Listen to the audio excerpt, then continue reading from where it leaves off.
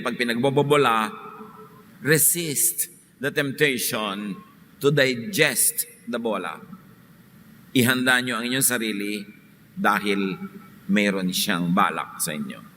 Sabi ni Balagtas, kapag ang isalubong sa iyong pagdating ay masayang mukha at may pakitang giliw, lalo mong ikahanda ang iyong gagamitin pagkat ay kaaway na lihim.